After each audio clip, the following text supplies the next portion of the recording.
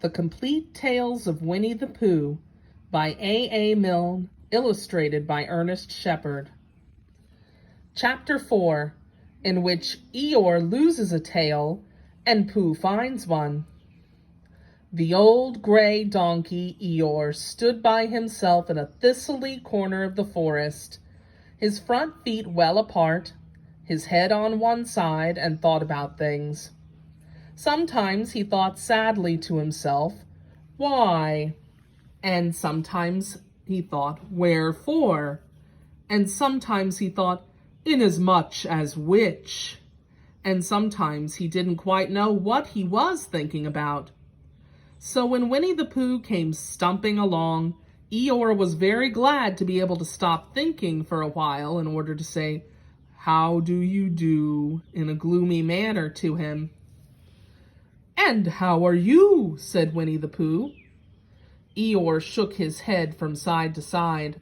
"Not very how," he said. "I don't seem to have felt at all how for a long time." "Dear, dear," said Pooh, "I'm sorry about that. Let's have a look at you." So Eeyore stood there, gazing sadly at the ground, and Winnie the Pooh walked all round him once. "Why, what's happened to your tail?" he said in surprise. "What has happened to it?" said Eeyore. "It isn't there." "Are you sure?" "Well, either a tail is there or it isn't there. You can't make a mistake about it. And yours isn't there." "Then what is?" "Nothing." "Let's have a look," said Eeyore, and he turned slowly round to the place where his tail had been a little while ago. And then, finding that he couldn't catch it up, he turned round the other way until he came back to where he was at first.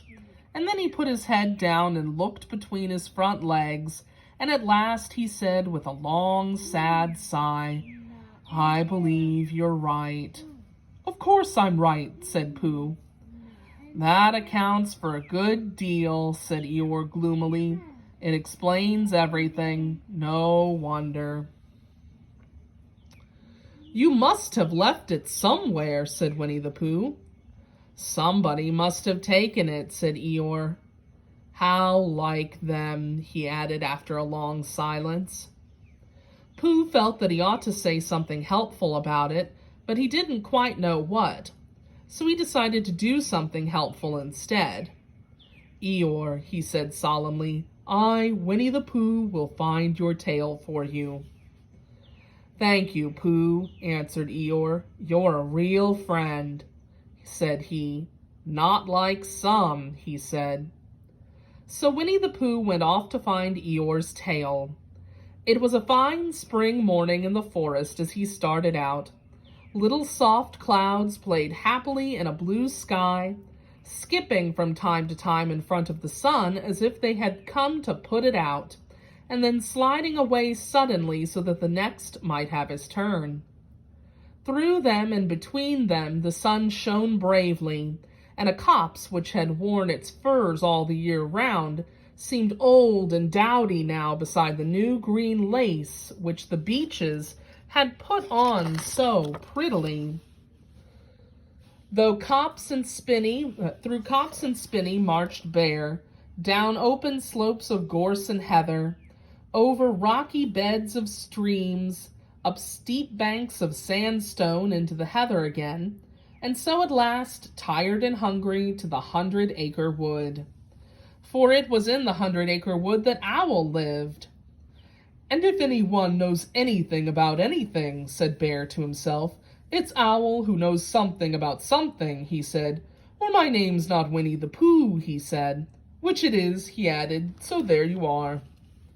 Owl lived at the Chestnuts, an old-world residence of great charm which was grander than anybody else's, or seemed so to Bear, because it had both a knocker and a bell-pull.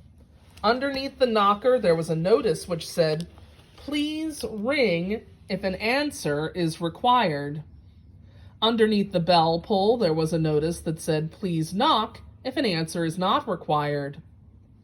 These notices had been written by Christopher Robin, who was the only one in the forest who could spell, for Owl, wise though he was in many ways, able to read and write and spell his own name W-O-L, yet somehow went all to pieces over delicate words like measles and buttered toast.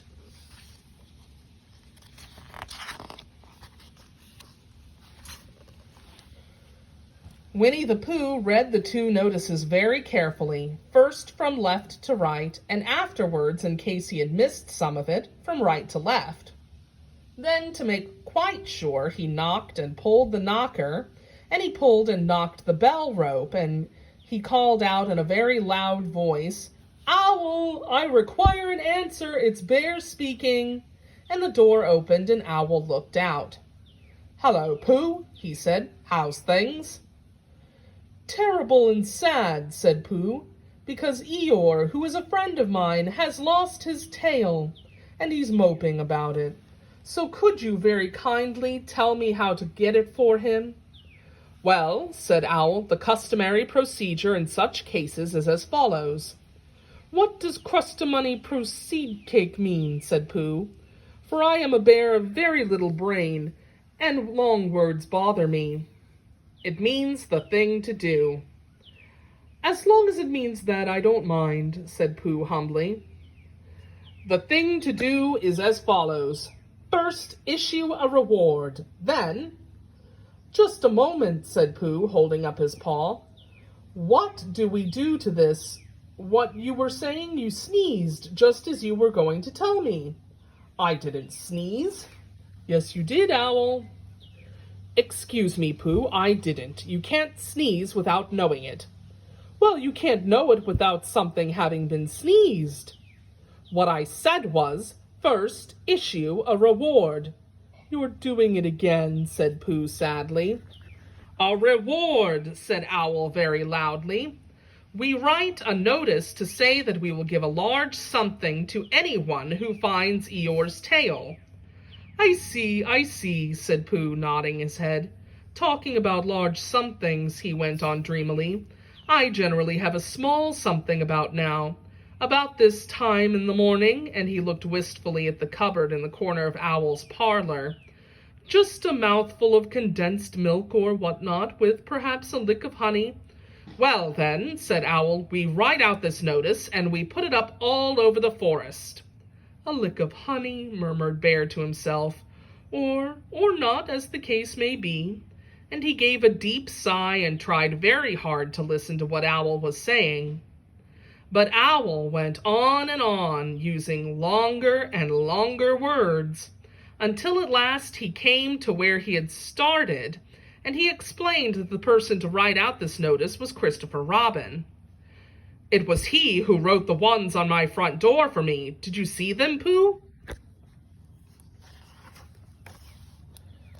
For some time now, Pooh had been saying yes and no in turn, with his eyes shut, to all that Owl was saying, and having said yes, yes last time, he said no, not at all now, without really knowing what Owl was talking about. "Didn't you see them?" said Owl, a little surprised. "Come and look at them now." So they went outside, and Pooh looked at the knocker and the notice below it, and he looked at the bell rope and the notice below it, and the more he looked at the bell rope, the more he found that he had seen something like it somewhere else, some time before. "Handsome bell rope, isn't it?" said Owl. Pooh nodded. "It reminds me of something," he said, "but I can't think what. Where did you get it?" "I just came across it in the forest. It was hanging over a bush, and I thought at first somebody lived there, so I rang it, and nothing happened. And then I rang it again very loudly, and it came off in my hand. And as nobody seemed to want it, I took it home and—" "Owl," said Pooh solemnly, "you made a mistake. Somebody did want it." "Who?" "Eeyore, my dear friend Eeyore. He was fond of it." "Fond of it?" "Attached to it," said Winnie the Pooh sadly. So with these words he unhooked it and carried it back to Eeyore, and when Christopher Robin nailed it on its right place again, Eeyore frisked about the forest, waving his tail so happily that Winnie the Pooh came over all funny and had to hurry home for a little snack of something to sustain him. And wiping his mouth half an hour afterwards, he sang to himself proudly. "Who found the tail? I," said Pooh, "at 1:45, only it was 1:45, really. I found the tail."